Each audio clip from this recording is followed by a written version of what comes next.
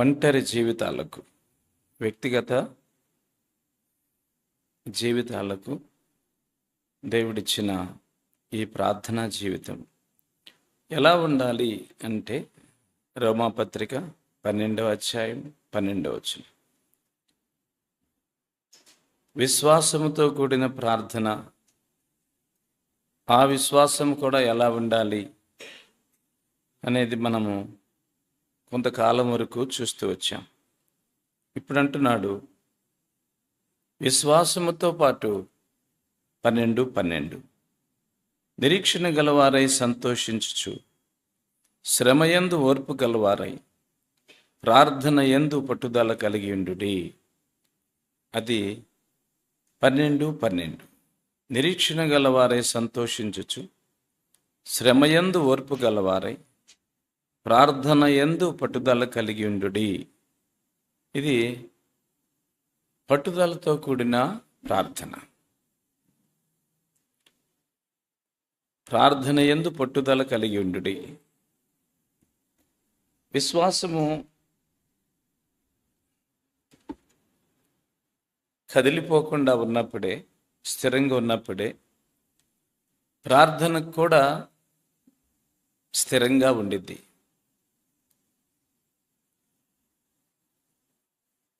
పట్టు వదలక అడగటం. పట్టుదలతో అడగటం అంటే పట్టు వదలక అడగటం. నేను రెండు కలుపుతున్నాను.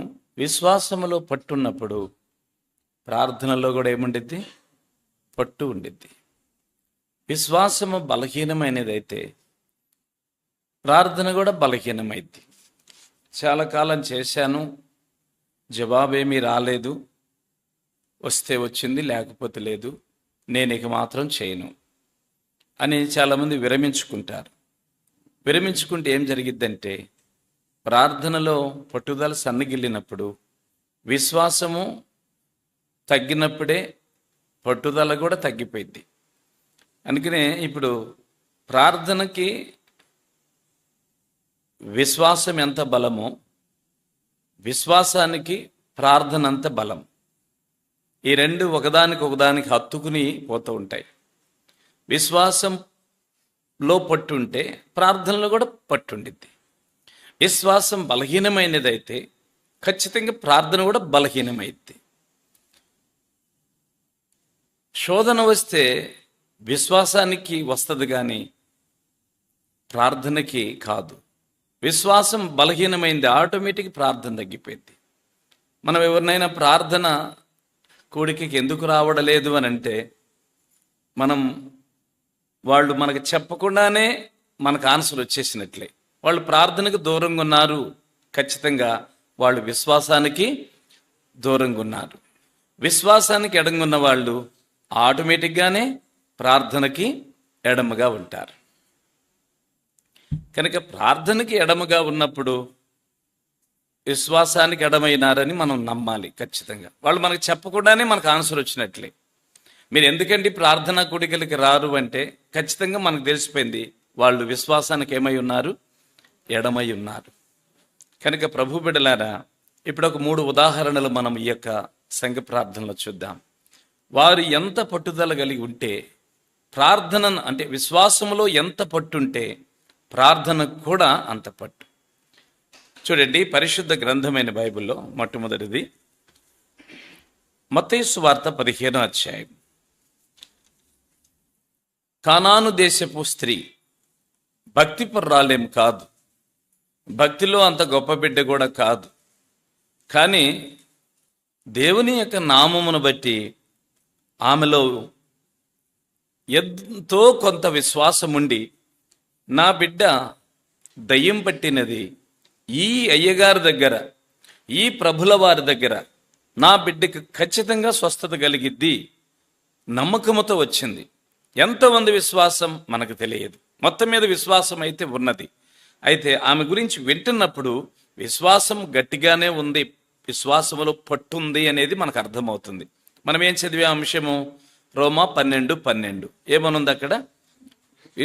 నిరీక్షణ గలవారై సంతోషించండి, శ్రమలలో ఓర్పు కలిగి ఉండండి, ప్రార్థన యందు పట్టుదల కలిగి ఉండండి. ఇప్పుడు ఈమె ప్రార్థనకి ప్రభు దగ్గరికి వచ్చింది. ప్రార్థనకి ప్రభు దగ్గరికి రావాలి అని అంటే ఈమెకు ఒక సమస్య రావాలి. మనకి మత్తయి సువార్త కానీ, మార్కు కానీ, లూకా కానీ, యోహాను కానీ, మనం ఏ సువార్త చదివినా వారికి ఏదో ఒక సమస్య ఉన్నప్పుడే సృష్టికర్త దగ్గరికి వస్తున్నారు. ఏదో ఒక కష్టం ఉన్నప్పుడే సృష్టికర్త దగ్గరికి వస్తున్నారు. ఏదో ఒక కన్నీళ్లు ఉన్నప్పుడే సృష్టికర్త దగ్గరికి వస్తున్నారు. ఓకే, సమస్యలు ఉన్నా కానీ సృష్టికర్త దగ్గరికి రాని వాళ్ళు ఉన్నారు అంటే వాళ్ళ దగ్గర ప్రభువు మీద ఏమి లేదు, విశ్వాసము లేదు. రాని వాళ్ళు చాలామంది ఉన్నారు, విశ్వాసము లేదు. విశ్వాసము లేని వాళ్ళు దేవుని దగ్గరకు వచ్చి నాకు ఇది చెయ్యండి ప్రభు అని చెప్పి అడగలేరు. కనుక ఆ కోవకు చెందిన వాళ్ళలో చాలామంది ప్రభు దగ్గరికి రాలేకపోయినారు, ప్రార్థన కూడా చేయలేకపోయినారు.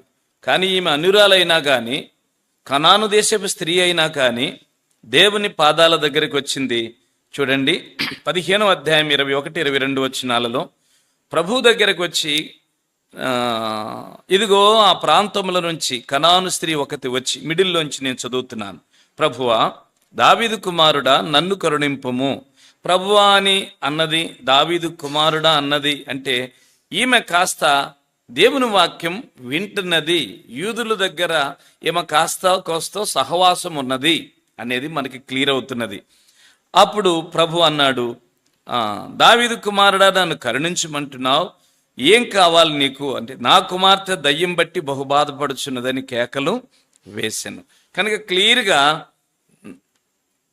తన బాధను చెప్పుకున్నది. అందుకు ఆయన 23వ వచనం చూడండి, ఒక్క మాట కూడా రిప్లై ఇవ్వలేదు. ఆమె తన బాధ పంచుకుంటున్న ఒక్క మాట కూడా రిప్లై ఇవ్వలేదు. ఎందుకు రిప్లై ఇవ్వలేదో మనకైతే తెలియదు. సరే, అప్పుడు ఆయన శిష్యులు వచ్చి, ఈమె మన ఎమ్మడ వచ్చి కేకలు వేయుచున్నది కనుక ఈమెను పంపివేయమని ఆయనను వేడుకొనెను. 24 ఆయన అన్నాడు జవాబు, శిష్యులకి ఇచ్చాడు జవాబు, ఆమెకు ఇవ్వలేదు. ఇశ్రాయేలు ఇంటి వారై నశించిన గొర్రెల యొద్దకే కానీ మరి ఎవని యొద్దకు నేను పంపబడలేదనెను.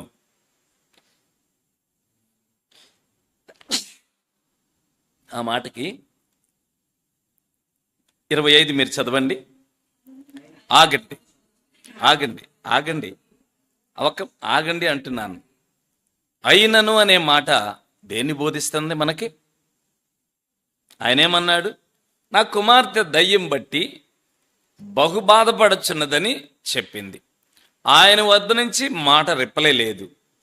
వెంటనే శిష్యులు అన్నారు, ఎందుకు ఆమె కేకలేస్తుంది, ఆమెను పంపించేయండి అంటే ఆమె అక్కరేందో తీర్చండి, తీర్చి పంపించండి అన్నట్టుగా మాట్లాడుతున్నాడు. అప్పుడు మీరు అన్నట్లుగా అక్కర తీర్చి నేను పంపటానికి రెడీగా ఉన్నాను, కానీ నేను వచ్చింది వాళ్ళ కోసం కాదు. వాస్తవానికి యోహాను సువార్త 10లో ఈ దొడ్డివి కానివి వేరే దొడ్డి గొర్రెలు ఉన్నవే అని అంటున్నాడు. వచ్చింది ఎవరి కోసం? అన్యుల కోసం కూడా వచ్చాడు, ఇశ్రాయేలు కోసం వచ్చాడు, అన్యుల కోసం కూడా వచ్చాడు. కానీ ఇక్కడెందుకు నేను వారి యొద్దకు పంపబడలేదు? నేను గొర్రెల యొద్దకు, నశించిన ఇశ్రాయేలు గొర్రెల యొద్దకే గాని నేను ఎవరి యొద్దకు, మరి ఎవరి యొద్దకు అనగా అన్యుల యొద్దకు పంపబడలేదు. ఇక్కడ పంపబడినాడు ఆయన, కనుమానం లేదు. ఆయన నోటితోనే చెప్పాడు, నేను ఈ దొడ్డివి కాని వేరే దొడ్డిలో ఉన్న గొర్రెలను కూడా కాపాడటానికి వచ్చా, ప్రాణం పెట్టడానికి వచ్చా అన్నాడు. ఇక్కడ ఎందుకు మరి నేను పంపబడలేదంటున్నాడు అంటే, ఈమె హృదయంలో ఎంత పట్టుదల ఉన్నది. నేను కాదు అనగానే వెళ్ళిపోయిద్దా? నీకోసం కాదమ్మా అంటే వెనక్కి వెళ్ళిపోయిద్దా? నేను ప్రార్థనకు ఆలస్యం చేస్తే వెనక్కి వెళ్ళిపోయిద్దా? నేను ప్రార్థనకు ఆలస్యం చేస్తే ఆపివేసి జవాబు ఇవ్వలేదని తను ప్రార్థన చేయటం ఆగిపోయిద్దా? అంటే విశ్వాసులను పరీక్షించినట్టుగా అవిశ్వాసులను, కొత్త వాళ్లను కూడా పరీక్షించటం ఆయనకున్న నైజం, అలవాటు, ఖచ్చితమది. అయ్యో కొత్తోళ్ళు కదా, కొత్త అయినా వాళ్ళకి తగిన మోతాదులోనే పరిశోధన చేయటం ప్రభుకు అలవాటు. అయినను అనే మాట దేన్ని బోధిస్తుందంటే, ఆమె పట్టు వదలకు ఏం చేస్తుంది? అడుగుతున్నది, ప్రార్థనలు గడుపుతున్నది. ప్రభు బిడ్డలారా, ఒక అన్యురాలకే అయినను అనే పదం పరిశుద్ధాత్మ దేవుడు రాస్తే, ఒక దేవుని సేవకులకైనా, సంఘ పెద్దలకైనా, తోటి విశ్వాసులకైనా మరి ఎంత అవసరం చెప్పండి? అయినను అనే మాట ఒక అన్యురాలే మరలా మరలా అడిగింది అని చెప్పే మాట పరిశుద్ధాత్మ దేవుడు రాశాడు అని అంటే ప్రభువులో ఉన్న వాళ్ళకి మరి ఎంత అవసరం అయినను అనే మాట. మీరు అయినను అనే మాట ప్రభులో ఉన్న వాళ్ళు ఎక్కడ వాడుకుంటారంటే, నిజమే అనుకో, వెళ్ళాలి, మళ్ళా వెళ్ళాలి, కానీ మంగళవారం వెళ్ళానుగా చాలు చాలు. మనం అయినను అనే మాట ఎక్కడ యూజ్ చేసుకుంటామంటే, అయినా వెళ్ళొచ్చు కానీ అయినా మంగళవారం పోయినానుగా చాలు చాలు, ఇంక చాలు. గురువారం వెళ్ళినానుగా చాలు, ఇంకా సిస్టర్స్ మీటింగ్ పోయినానుగా ఇంకా చాలు. తర్వాత ఉపవాస ప్రార్థన పోయినానుగా ఇంక చాలు. కాదమ్మా సిస్టర్ గారు, బ్రదర్ గారు, మరి ఎక్కువగా కూడుకోవాలని బైబిల్ అయినను అది అది అది వాస్తవమే, అది కరెక్టే, కాదని మేము అనడం. వాక్యం అమ్మో, వాక్యమే. బట్ నేను మాత్రం ఒక మీటింగ్కి వెళ్ళొచ్చినానుగా అయినను అనే భాషను, ఆ పదాన్ని రక్షించబడిన వారు ఒకదానికి వెళ్ళానుగా వాళ్ళు సర్దుబాటు చేసుకుంటారు. కానీ ఒక అన్యురాలు ఆ కొద్దిపాటి, ఆ అల్ప విశ్వాసంతో, కొద్దిపాటి విశ్వాసంతో చేసుకున్న ఆ ప్రార్థన మాటికి ఆమె హృదయంలో, నేను అనుకుంటున్నాను, వెనక్కి వెళ్లకుండా చేసిన ఆ మొర ఆమెలో ఎంత విశ్వాసం ఉందనంటే 28వ వచనం, అందుకు యేసు, అమ్మ నీ విశ్వాసము, అంటే ఎంత విశ్వాసము ఉంది అంటే వాళ్ళు ఎవరో కానీ, ఆ యూదులు కానీ ఆమెకి దేవుని వాక్యం చెప్పిన వాళ్ళు, అమ్మా నేను ఒక్కటి చెప్తున్నా బాగా విను సిస్టర్ గారు, ఆయన ద్వారా తప్ప దయ్యం ఎవరి ద్వారా నీ కూతురులో ఉన్నది పోదు, ఇక నువ్వు ఏ ప్రయత్నం చేసినా వేస్ట్ అని ఎవరో ఖరాఖండిగా చెప్పండి, ఖరాఖండిగా ఏం చేశారు, చెప్పారు. ఇక నువ్వు ఏ ప్రయత్నం చేసినా వల్లవ్వదు. నేను చెప్తున్నది ఖచ్చితం. మీరు ఏ పనైనా చేసుకోండి, ఎంతమంది దగ్గరికి వెళ్ళండి, దయ్యం పోదు, ఆయన మాత్రమే చేయగలడు. అప్పుడు ఆమె ఎన్నంటున్నా పోవడం లేదు, ఫస్ట్ మాట్లాడలేదు, సెకండ్ వీళ్ళ కోసం కాదండి శిష్యులారా వచ్చింది, తొందరపడబాకండి అని శిష్యులతో అంటుంటే ఆమె విన్నది. మూడవది చూడండి, మొదటి సందర్భం మౌనంగున్నా అయినను ప్రార్థన చేస్తుంది. రెండవసారి వీళ్ళ కోసం నేను రాలేదు అన్న అయినను ప్రార్థన చేస్తూనే ఉన్నది. మూడవది 24వ వచనం, ఆయన ఇశ్రాయేలు ఇంటి వారే నశించిన గొర్రెలు యొద్దకే గాని నేను ఎవరి యొద్దకు పంపబడలేదు అన్నాడు కదా. రెండవది 25, అయినను చూడండి, మొదటిసారి మౌనం ఉన్నా అయిననే ప్రార్థన పడలేదు. రెండవసారి వీళ్ళ కొరకు కాదు నేను వచ్చింది అన్నా గాని అయినను ప్రార్థన చేస్తూనే ఉన్నది. మూడవది 25వ వచనం, అయినను ఆమె వచ్చి మ్రొక్కి, ప్రభువా నాకు సహాయం చేయమని అడిగాను, ప్రార్థన చేస్తూనే ఉన్నది. 26, అందుకు ఆయన, అమ్మో నేను ఇప్పుడు 2 సార్లు, మొదటిసారి అసలు మౌనంగా ఉన్నాను, రెండోసారి మా శిష్యులతో చెప్పేటప్పుడు నువ్వు కూడా విన్నావు, నీకు చెప్పకుండానే చెప్పా నేను మీకోసం రాలేదని, అయినా నువ్వు మళ్ళా అడుగుతున్నావు కనుక చెప్తున్న జవాబు విను.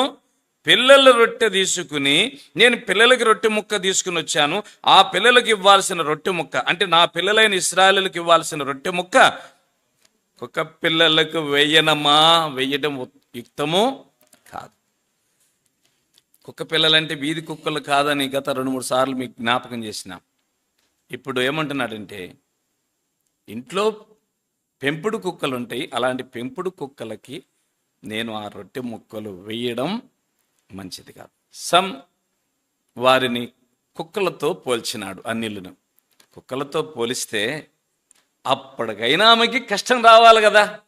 ఇప్పటికి ఎన్నోసారి ఇది 3rd టైం, ముమ్మారు ప్రార్థన ఆలకించకపోయినా ఆమె ఏమంటుందో చూడండి, మళ్ళా ప్రార్థన ఆపడలేదు. అయినను చూడండి, ఆమె నిజమే ప్రభువా, నువ్వు అన్న మాట నిజము, నువ్వు అన్నది సత్యం, నువ్వు అసత్యం మాట్లాడవు, నువ్వు కరెక్ట్గా మాట్లాడతావు, సత్యమే మాట్లాడతావు, నిజమే.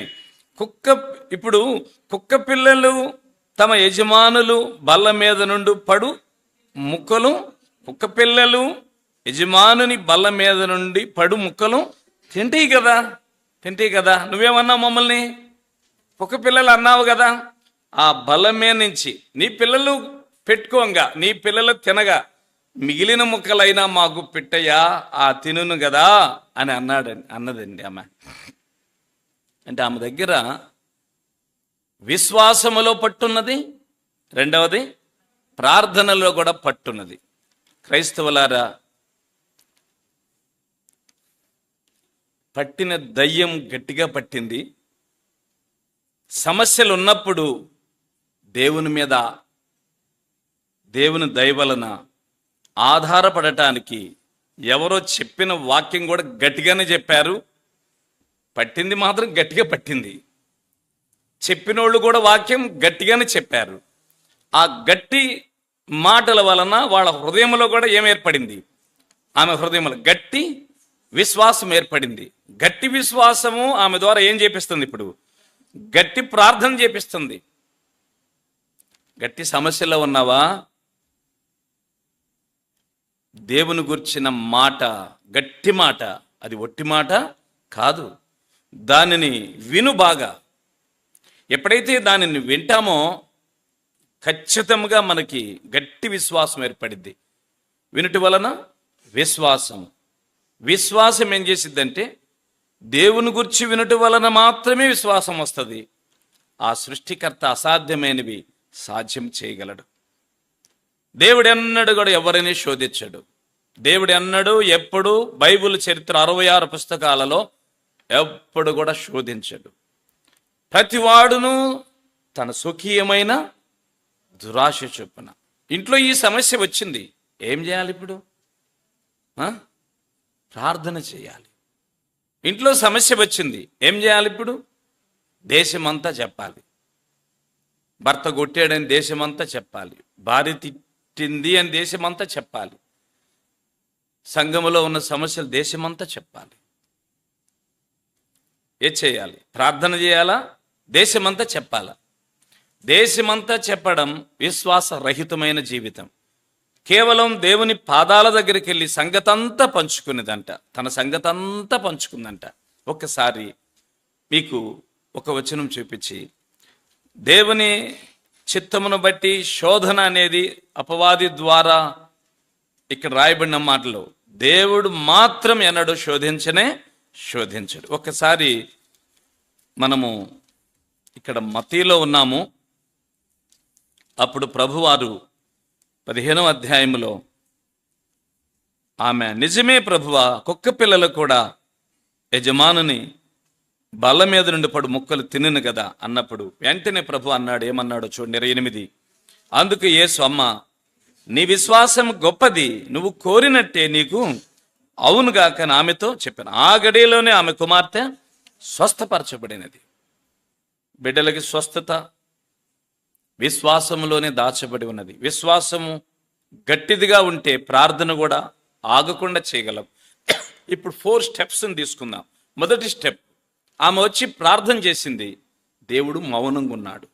సెకండ్ స్టెప్, మౌనంగా ఉన్న ఆమెను గూర్చి శిష్యులు రికమెండ్ చేస్తున్నారు, ఒకసారి మీరు ఆమె గోడు ఆలకించి ఆమె బాధ కడతీర్చి పంపచ్చండి అని. అప్పుడు ప్రభు అన్నాడు, నేను ఆమె యొద్దకు పంపబడలేదు అని చెప్పాడు. టోటల్గా ఇశ్రాయేలీల యొద్దకే పంపబడ్డాను కానీ మరి ఎవని యొద్దకు పంపబడలేదు, ఆమె ఇశ్రాయేలీరాలు కాదు అని చెప్పాడు. అంటే నా బిడ్డలైన వారికి నేను ప్రథమ ప్లేస్ ఇస్తాను, ప్రథమ స్థానం ఇస్తాను, నా బిడ్డలకు కాదు వీళ్ళు. అంటే ఆమెను తన బిడ్డ కావాలని ఆశిస్తున్నాడు. మనము అక్కర్లు చెప్తుంటాం, మనము అక్కర్లు ప్రభు దగ్గరికి తీసుకొస్తున్నాం. ఎవరి అక్కర ప్రభు దగ్గరికి తీసుకొస్తున్నామో వారు అసలు ప్రభు బిడ్డలేనా? ఇక్కడ ఏమంటున్నాడు, నువ్వు అక్కర తెస్తున్నావు కానీ నువ్వు నా బిడ్డవి కాదు. మీరేంది శిష్యులారా, మీరు ఆమె రికమెండ్ చేస్తున్నారు, ఆమె నా బిడ్డేనా? ఏం మరి రికమెండ్ చేస్తున్నారు ఏంటి? నా బిడ్డ చెప్పండి మీరు. అయ్యో, మౌనం కోరుకున్నారు. కనుక మనం అక్కర్లు తీసుకొస్తున్నాం కానీ వాళ్ళు అసలు దేవుని బిడ్డలేనా? దేవుని బిడ్డలైతే వెంటనే వారికి ఆల్రెడీ సిద్ధపడపడి ఆ రొట్టెలు సిద్ధంగా ఉన్నాయి. ఆయన ఆల్రెడీ తీసుకొచ్చినాడు పరలోకం నుంచి. శ్రేష్టమైన ప్రతి ఈవి కూడా జ్యోతిర్మయుడగు దేవునద్దు. ఎక్కడి నుంచి తీసుకొచ్చాడు ఆ రొట్టె ముక్కలు? ఆ పిల్లలకి, ఇశ్రాయేలులకి రొట్టె ముక్కలు ఎక్కడి నుంచి తెచ్చాడు? పరలోకం నుంచి తీసుకుని వచ్చాడు. అంతేనా? జస్ట్ దీవెనలన్నీ పరలోకం నుంచి, తండ్రి యొద్ద నుంచి తీసుకుని వచ్చినాడు. పిల్లలైన వాళ్ళకి పరలోకం నుంచి దీవెనలు వస్తాయి. మీరు ఎవరి కొరకు ప్రార్థన చేస్తున్నారు? వాళ్ళు దేవుని బిడ్డలా కాదా? మీరు ముందు ఆలోచన చేయండి. గంటలు తరబడి రాత్రులు పగళ్ళు మనం ఎడతెక్కకుండా అడుగుతున్నాం. ఓకే, మనం అడగాలి, ఖచ్చితంగా అడగాలి, నాకు కూడా ఇష్టమే.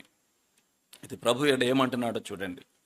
ఇలా మాట్లాడిన తర్వాత ఫస్ట్ వన్ మౌనం వహించాడు. సెకండ్ వన్, నేను వారి యొద్దకు పంపబడలేదన్నారు. థర్డ్ వన్, ఆమె మళ్ళా అడుగుతుంది, నాయనా నువ్వు అన్నది కరెక్టే, కాదనట్లేదు, నువ్వు మరి నాకు సాయం చేయా అని చెప్తే, అమ్మో నీకు ఇంత చెప్పినా అర్థం కావట్లేదు, నేను కుక్క పిల్లల కోసం రాలేదమ్మా, ఏం నువ్వు అంత డైరెక్ట్గా అడుగుతున్నావు అని చెప్తే వాళ్ళకి డైరెక్ట్గానే ప్రభు చెప్పేసినాడు.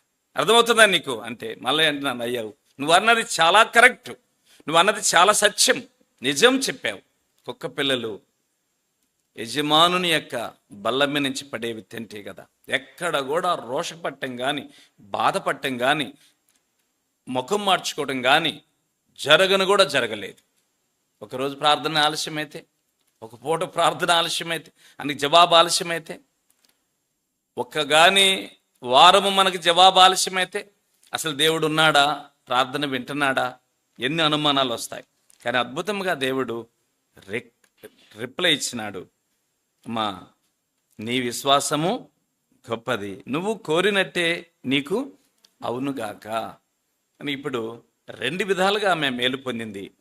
మార్కు సువార్తలో ఒక మంచి వచనం ఉన్నది, గొప్ప వచనం, మర్చిపోబాకండి, అండర్లైన్ చేసుకోండి. మార్కు సువార్త 5వ అధ్యాయము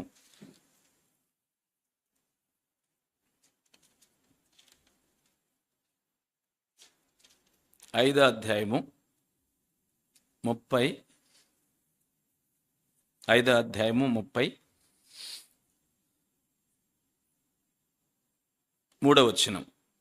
తన సంగతి అంతయు, చివరిలోకి వచ్చిన నేను, తన సంగతి అంతయు ఆయనతో చెప్పాను. ఆ మాట చదవండి అందరూ, తన సంగతి అంతయు. కనుక ఈ సిస్టర్ ఆ సత్యం ఎరిగినది. ప్రభు బిడ్డలారా, సహోదరులైనా సహోదరులైనా, దేవుని పాదాల దగ్గర మనం గడిపే ఈ ప్రార్థన, దేవునికి ఎంత గొప్ప ప్రేమ మన మీద ఉన్నదంటే, ఎడతెక్కకుండా పట్టుదలతో అడుగుతామా అడగమా, ఆయన యొక్క తపన. ఆలోచన చేయండి. 2 వచనాలు చదువుదాం. ఎఫెసు పత్రిక 6:18, ఎఫెసు పత్రిక 6:20, ఎఫెసు పత్రిక 6:18, 6:20, 6:18. ఆత్మ వలన ప్రతి సమయమందును ప్రతి విధమైన ప్రార్థనను విజ్ఞాపనను చేయొచ్చు, ఆ విషయమై సమస్త పరిశుద్ధుల నిమిత్తమై పూర్ణమైన పట్టుదలతో విజ్ఞాపన చేయొచ్చు, మెలకుగా ఉండండి. ఇది మన 18. పట్టుదలతో విజ్ఞాపన చేయొచ్చు, మెలకుగా ఉండండి, సమస్తమైన పరిశుద్ధుల కొరకు. 6వ అధ్యాయం 20వ వచనం.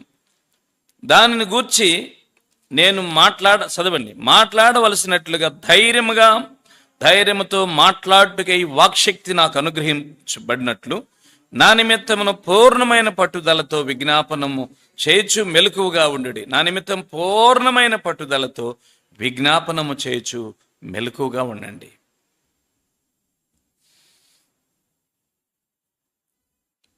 పద్దెనిమిదవ వచనములో పరిశుద్ధుల కొరకు, సమస్తమైన పరిశుద్ధుల కొరకు చేయండి. 20లో ఆ పరిశుద్ధుల కొరకు నేను ఎట్లా మాట్లాడాలో, మాట్లాడవలసిన రీతిలో దేవుని వాక్యం మాట్లాడటానికి నా కొరకు పూర్ణమైన పట్టుదలతో విజ్ఞాపన చేయండి. కనుక ఒక పక్క విశ్వాసుల కొరకు, పరిశుద్ధుల కొరకు పూర్ణమైన పట్టుదలతో చేయండి, దైవజనుల కోసం పూర్ణమైన పట్టుదలతో చేయండి. ఆ విధముగా ప్రార్థన చేయటం జరిగింది. ఆదిలో యాకోబు మగసిరి గలవాడై పోరాడెను అని రాయబడింది. పట్టుదలతో ప్రార్థన చేశాడు. దేని కొరకు చేసినాడు? ఆశీర్వదించమని అడిగాడు. ఒకవేళ నువ్వు ఆశీర్వదించేదే తప్ప నిన్ను వదలను అంటున్నాడు. ఆ ప్రార్థన దేవునికి ఎంతో ప్రీతికరమైనది. బట్ ఆయన అడిగింది మాత్రం రైట్గా అడగలేదు. నన్ను మార్చు అనకుండా నన్ను ఆశీర్వదించమని అడుగుతున్నాడు. ఇప్పుడు కూడా ఈ సిస్టర్ ఏమడిగింది? నా కూతురులో ఉన్న దయ్యం. అయితే అసలైన జవాబు బుద్ధిహీనులమైన మనం ఎప్పుడు కూడా పొందడానికి సిద్ధంగా ఉండం. అసలైన జవాబు పొందాలంటే ప్రశ్న అడిగే వ్యక్తి ఉండాలి కదా. ఎవరున్నారు ఈ భూమి మీద ప్రశ్న అడిగేవాళ్ళు? నాకెందుకు ఈ గోల, నాకెందుకు ఈ సమస్య అని తప్పుకునేవారు. యేసుప్రభు అంటే తండ్రి అయిన దేవుడు, కుమారుడైన క్రీస్తు, పరిశుద్ధాత్మ దేవుడు తెల్లవారబోతున్నానుగా నీ పేరేం పేరయ్యా అన్నాడు. ఇక్కడేమన్నాడు? నా పిల్లలు అయితే నేను దీవిస్తానమ్మా, నువ్వు నా బిడ్డవు అవుతావా అంటే, అయ్యా ఖచ్చితంగా అవుతా. అప్పుడన్నాడు, నీ విశ్వాసము గొప్పది. తెల్లవారబోతున్నప్పుడు నీ పేరు చెప్పవయ్యా, ఆశీర్వాదాలు కోరుతున్నావు కానీ పేరు చెప్పు అన్నాడు. అప్పుడు అన్నాడు, నా పేరు యాకోబు అన్నాడు. యాకోబు అంటే మోసగాడు లేదా మడిమను పట్టుకును వాడు. నేను మడిమను పట్టుకునేవాడిని అంటే అర్థం ఏంటి? మనుషుల కాళ్ళు పట్టుకునేవాడిని. కడుపులో ఉన్నప్పుడే మనిషి కాళ్ళు పట్టుకున్నాడు. మీరు ఊహించండి, ఎవరి కాళ్ళు కడుపులో ఉన్నప్పుడు పట్టాడో ఆ కాళ్ళ మీద 7 మార్లు పడ్డాడా లేదా? ఎవరి కాళ్ళు కడుపులో ఉన్నప్పుడు పట్టుకున్నాడో ఆ కాళ్ళ మీద 7 టైమ్స్ పడ్డాడు. అవునా కాదా? అవునా కాదా? ఖచ్చితం అది. అందుకనే ఎప్పుడు కూడా నోరు జారి అశుభం పలకబాకండి. అది ఖచ్చితంగా ఏంటేమో శుభమే పలకండి, దీవెనలు ఇవ్వండి, దుష్టులనైనా దీవించండి. దేవుని చేతిలో ఉన్నాయి, ఏమి లేవు మన చేతిలో. అయినను దీవెనే ఇవ్వాలి, శుభమే కోరాలి, మేలే కోరాలి. కడుపులో నుంచి పెనుగులాడి కాళ్ళు పట్టాడే, ఇప్పుడు కాళ్ళు పట్టినవాడు కాళ్ళు పట్టాడు 7 మార్లు. అయితే ఎందుకయ్యా నా పాదాలు నీకు అందుబాటులో ఉండగా ఎందుకు మనిషి పాదాలు అని రా 32 అధ్యాయంలో ఎబ్బేకు రేవు దగ్గర అలాంటి పరిస్థితి సృష్టించాడు. ఇక నాకు ఎవ్వరూ దిక్కు లేరు, ఈయనే నా దిక్కు అనేది అనుభవం మనకు నేర్పించాడు. యాకోబు మీరందరు పదండి అని చెప్పి కాళ్ళ దగ్గర ఆగాడు. తెల్లవారిందాకా ఒకవేళ ఫస్ట్ యాకోబు అని చెప్పకపోయినా దేవుడు వదలలేదు, చెప్పించాడు, ఆశీర్వదించాడు, ఇక్కడి నుంచి వెళ్ళాడు. కనుక పట్టుదల అనేది పరిస్థితులు అడ్డం వచ్చినా ఆగదు. పట్టుదల అనేది ప్రార్థనా కూడికి రావటానికి అనారోగ్యం అడ్డు వచ్చినా ఆగదు. పట్టుదల అనేది జవాబు రాకపోయినా ప్రార్థన ఆగదు. పట్టుదలతో కూడిన విశ్వాసంలో పట్టుంటే ప్రార్థనలో పట్టు ఉండిద్ది. ప్రార్థనలో పట్టుంటే మనము ఖచ్చితంగా జవాబు పొందటంలో ఆలస్యమైనా కానీ ఖచ్చితంగా వీడు తెల్లవారింది, నీ పేరు ఇక యాకోబు కాదు, ఎవరితో చెప్పొద్దు ఇక యాకోబు అని, నీ పేరు ఇజ్రాయేలే. ఇప్పుడు ఏమితో అంటున్నాడు, ఇంకే వెళ్ళు, నువ్వు కోరినట్టే నీకు జరిగిద్ది పో అని చెప్పాడు. కనుక ఆ గడియలోనే కూతురు దెయ్యం నుంచి విడుదల పొందినది. అంటే దేవుని యొద్దకు వచ్చి పట్టుదలతో ప్రార్థన చేసినప్పుడు జవాబు పొందకుండా తిరిగి ఎవరూ పోయిన చరిత్ర లేదు. దేవుని యొద్దకు వచ్చి పట్టుదలతో కూడిన విశ్వాసముతో ప్రార్థన చేసి పట్టుదలతో కూడిన ప్రార్థనతో జవాబులు పొందని వారు ఒకరు కూడా లేరు. ప్రభుత్వం ఆ జాబితాలో మనల్ని ఉంచునుగాక. ఈ ప్రార్థనా కూడిక నేను ముగ్గురిని చూద్దాం అనుకున్నాను, కానీ ఒక్కళ్ళని చూడగలిగిన. కనుక ప్రభు యొక్క దేవుని యొక్క సంకల్పమును బట్టి విశ్వాసములో పట్టుదల పోకుండా ఉండాలంటే దేవుని యొక్క వాక్యం చదవాలి. ఆమె గట్టిగా విన్నది. దావీదు కుమారుడు అంటే ఈయన యోధా గోత్రము సంబంధం కలిగిన వాడు, యూదుల్లోంచి వచ్చినవాడు. దావీదు యోధా గోత్రికుడే అంటే పాత నిబంధన చరిత్ర కాస్తైనా ఈమెకి తెలుసు. అంటే ఎవరో యూదులతో ఈమెకేముంది, సహవాసం ఉన్నది. అట్లా ఉండబట్టే వాళ్ళు ఆ వాక్యం చెప్పారు. వాక్యం వలన విశ్వాసం పెరిగింది. ఇది ఈయన తప్ప మరొకరు పరిష్కారం చెయ్యలేరు అనేది దృఢంగా తెలుసుకుంది. వదలడం లేదు ఇక ఆయన్ని. ఆయన యొద్ద, ఆయన పాదాల యొద్ద ఆ స్థలం మాత్రం ఎంతమంది అడ్డుపడుతున్నా వదలలేదు. అసలు అడ్డుపట్టడంలో మనుషులు కాదండి, దేవుడే అడ్డుపడుతున్నాడు. ఆడ పోమ్మా అంటున్నాడు. నాకు ఈ 2 సందర్భాలు, ఒకటి లాజరు యొద్ద, ధనవంతుని యొద్ద లాజర్ గెటౌట్ అంటున్నాడు. సృష్టికర్త దగ్గర ఈ సిస్టర్ని పోమ్మా అంటున్నాడు. లాజరు ధనవంతుడి ఇల్లు వదలలేదు, ఈ సిస్టరు ప్రభు పాద సన్నిధి వదలలేదు. అది పట్టుదలంటే. ఆయనే నో అంటున్నాడు. నో అన్న వ్యక్తిని ఒప్పించుకుంది. నో అన్న వ్యక్తిని, అవును నువ్వు చెప్పింది కరెక్టే, నీవు చెప్పినట్లుగానే కుక్క పిల్లలమేగా, కింద పడి అన్న తింటానయ్యా, నీ పిల్లలకే పెట్టుకో, కింద పడి తినిపోతా అంటుంది. నేను అక్కడ కూర్చుంటాను, నేను ఇక్కడ కూర్చుంటా, ఇక్కడ కూర్చుంటా, అటు టేబుల్ దగ్గర కూర్చుంటా, నీ పిల్లలకి పెట్టుకో, నేను అక్కడ కూర్చుంటా, ఆ మిగిలిన ముక్కలు తినిపోతా అంటుంది.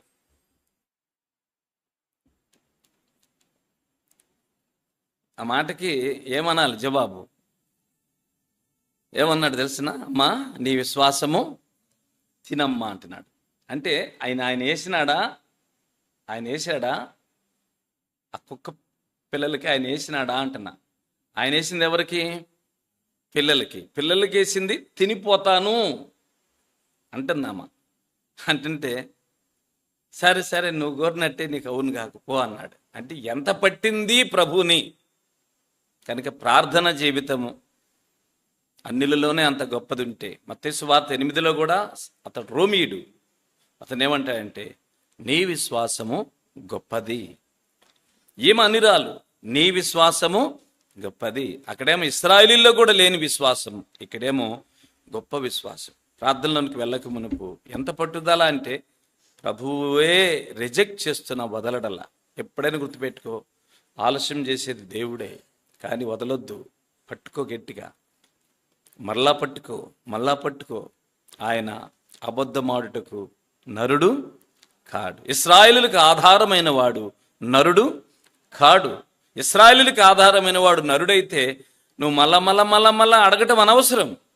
కనుక మనకు ఆధారమైన వాడు నరుడు కాదు కనుక దిగులు లేకుండా వెళ్ళు, జవాబులు రాకపోయినా వెళ్ళు. అయితే వెళ్ళేటప్పుడు మాత్రం హృదయ శుద్ధితో పోవాలి, హృదయం పరిశుద్ధంగా వెళ్ళాలి. దైవజనుడు ఇలా చెప్పాడు, నాకు ఆ పేరు గుర్తు రావడం లేదు. ఏమన్నాడంటే ప్రార్థన ప్రభువు పాద సన్నిధికి మనం తీసుకెళ్తున్నాం కనుక ఆ మహాపరిశుద్ధునికి మన ప్రార్థన అంగీకారం అయితే ఆశీర్వాదమే. అసలు ఆ దేవునికే అంగీకారం కాకపోతే ఆ ప్రార్థన ఉద్దేశమే తొలగిపోయినట్లే. అంటే పరిశుద్ధముగా చేతులు ఎత్తకపోతే దేవుని ఉద్దేశమే ఏమైనట్లేనంట, తొలగిపోయినట్లే. చేసే ప్రార్థన నిత్యం అడగొచ్చు, కానీ పరిశుద్ధంగా చేతులు ఎత్తాలి. నేను ప్రార్థించుట సాయంకాల వేళ ధూపములను నైవేద్యములను ఉండునుగాక. అది ప్రార్థనలో ప్రతిష్ఠిత. అట్లాగా అప్పగించుకుందాం. సృష్టికర్త అయిన దేవుడు పోమ్మా అంటున్నా వదలకుండా చేసినదే ఏం ప్రార్థన? అది పట్టుదలతో కూడిన ప్రార్థన. ఆ వచనము రోమాపత్రిక సంఘం ఆవిర్భావం అయిన తర్వాత గారి రోజుల్లో కాదది. పట్టుదలనే పదానికి అర్థం ఆమె జీవితంలో నుంచే మనకి, ఒక అన్నిరాల్లోంచే మనకు కనబడుతుంది. ప్రార్థనలోనికి వెళదాం.